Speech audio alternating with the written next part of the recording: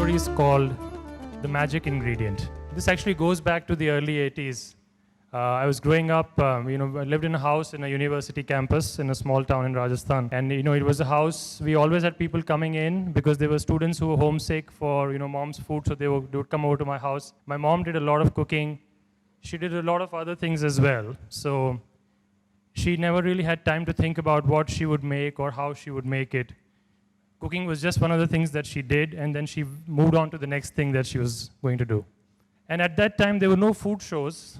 There was hardly any television, so nobody really gave any attention to what they were eating. Nobody clicked pictures, of course, because then you would have to wait till all the 35 pictures were taken, and then it would be washed, and half of the audience will probably not even get what this is. But so nobody talked about food. The only way my mother knew that the food was good was if the boys licked the bowl clean, it was good.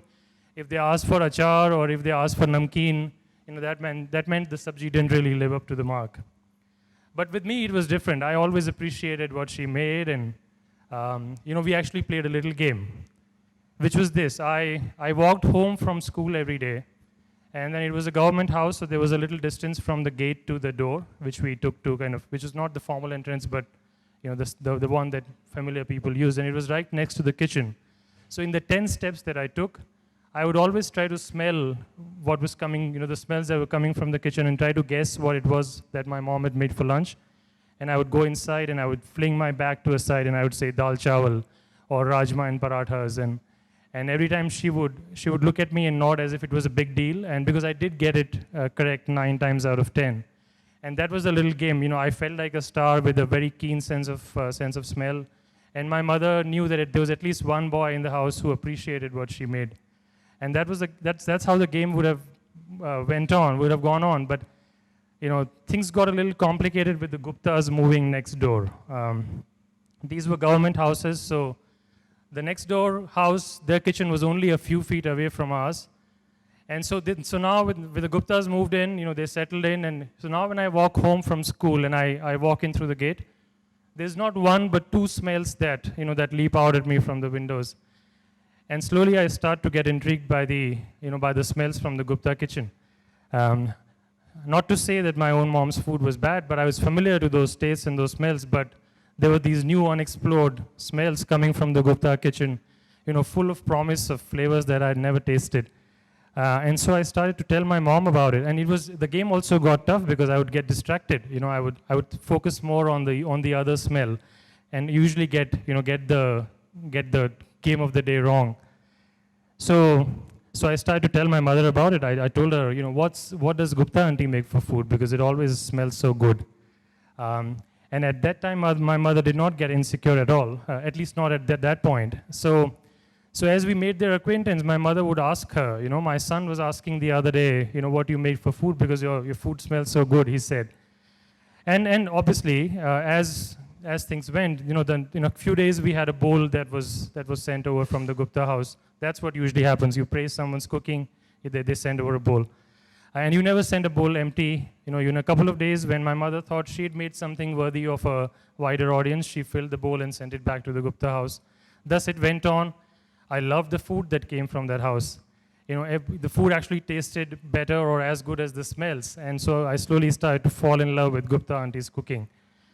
And I was obviously shy of telling this to my mother. I would never tell my mother that I love that food more, but she started to sense it.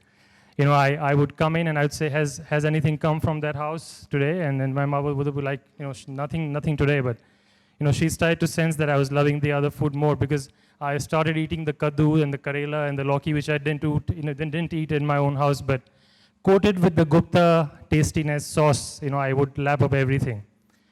What was more intriguing was that the Gupta boys pestered my mother to make things that were forbidden, in their own house. So they came to my house to eat the omelets and the chicken. Only one of them ate chicken. He was a rebel. But they ate omelet and boiled eggs and all of that stuff. And so my mother thought it's not like the Gupta boys love their own mom's food. It's only my son, this one boy who's gone wrong and obviously has taken fancy to food from another household. But then eventually she she was initially quite upset, but then she started to ask Mrs. Gupta, what is it that you do differently? How do you really make bhindi? Is it the vertical cut versus the horizontal? In the cabbage, is it the more oil versus the less? Is it the more red chilies? And then before I came home from school, she would try to concoct this new dish and look at me expectantly, and I would take one mouthful and say, this is good, but it's not close to what we get from there.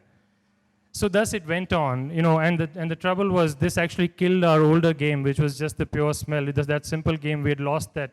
Somewhere as a 7-year-old, I kind of felt that we'd lost that innocence. So then what happened, my mother tried to emulate the Gupta cooking, but she obviously gave up after some time. There was a bit of a lull. And then one day I come home from school, and I get the only one smell leaps out at me. And it's closer to the Gupta school of cooking than to my mother's. So I'm intrigued, and I'm very hopeful that something has come over from the other house. So I walk in, I fling my bag aside, and I look at a bowl that's on the table. So I asked my mom, has something been sent over from the house number next door? And she said, no. And my mother didn't even know what was going on. So she actually picked up, I took the lid off. It smelled very good. I took a mouthful. And I ran to my mother excitedly, who was in the kitchen dabbing some ghee over fulkas. And she looked at me and said, do you want something? She was completely unaware of her success. So I told her, this is it. This what you just served me. This is the food that we've been trying to get to. This tastes like Gupta auntie's food. And my mom was intrigued because she said, I've cooked it exactly the way I've cooked it the last 15 years. And so she recreated the process for me. She said, I washed the sabji, I cut it, I heated the oil, I put it in, I added a little spice. We ran out of garlic, or I would have put that in there as well. And then she went on, and then she paused. And she said, so you like your sabji without garlic? And we started to realize that maybe that's what it was. Maybe the Gupta secret, was the missing garlic. And that's when my mother and I learned this very important lesson that sometimes the magic ingredient is the one you hold back. Thank you.